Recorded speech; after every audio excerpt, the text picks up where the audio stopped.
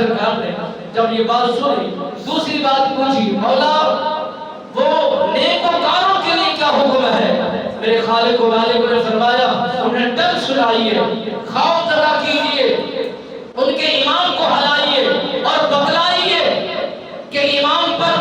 عبادت پر یہ غرور نہ کرتے رہیں، سدا وقت ہر گھڑی یہ عبادتیں نہیں رہتی، عبادتیں منزل مقصود تک نہیں پہنچا دیتی۔ یہ مت سمجھے کہ اگر اللہ کا شکر ادا نہیں کریں گے، اسی بات پر اتفاق رکھیں گے تو پھر کامیابی میں رہیں گے، ہرگز ایسا نہیں ہے۔ اور ان کے دلوں میں داخل کر دیجئے خوف کو، ان کو بتا دیجئے اللہ کے تعلق کے ساتھ جڑے رہیے اور اللہ کو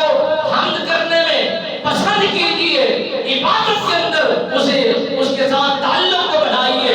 اپنے دلوں کو اس طرح خوف میں رکھیے کہ اللہ قادر مطلق بھی ہے، قادر کریم بھی ہے، وہ جبار بھی ہے، وہ قہار بھی ہے، وہ ستار بھی ہے، وہ رحیم و کریم بھی ہے۔ اگر چاہے تو عابد کو پڑھ کر پکڑ سکتا ہے، اگر چاہے تو زاہد سے امتحان لے سکتا ہے، اگر وہ چاہے نبیوں سے امتحان کا سلسلہ شروع کر سکتا ہے۔ عدل کرے تے تھر تھر کمبل، اونچیاں شانہ والے ہو، فضل کرے تے بخشے جاون، میں مر کے مکالے ہوں۔ اگر ان عدل کی چکی چل گئی تو بڑے بڑے کام رہے ہوں گے، بڑے بڑے تہل جائیں گے، بڑے بڑے گھبرا جائیں گے کہ انسان ہو کر اللہ کی بارگاہ میں سامنا کیسے کرے گا۔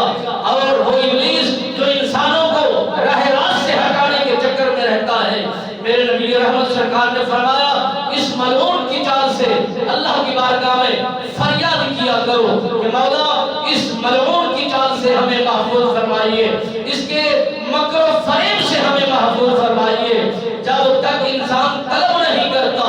اس وقت تک یہ نعمتیں نہیں ملتی، اس وقت تک عنایات نہیں ہوتی۔ میرے خالق و مالک نے فرمایا جو تمہارے کھاتے میں رزق ہے میں عطا کر دیتا ہوں، جو تمہارے کھاتے میں رزق ہے وہ پہنچا دیا جاتا ہے، ہر چیز بغیر مانگے میں دے دیتا ہوں، مگر ایک ہی نعمت ہے جسے مانگنا پڑتا ہے، وہ ہدایت ہے جسے طلب کرنا پڑتی ہے اور اللہ کی بارگاہ میں رجوع کرنا پڑتا ہے کہ مولا ہمیں ہدایت عنایت فرمائی جائے، ہمیں راہ راست عطا فرمایا جائے، راستہ سیدھا عنایت فرمایا جائے۔ یہ جب تک طلب نہیں کی جاتی اس وقت تک یہ ہدایات نہیں ملتی، رہنمائیاں نہیں ملتی، یہ مانگنی پڑتی ہے۔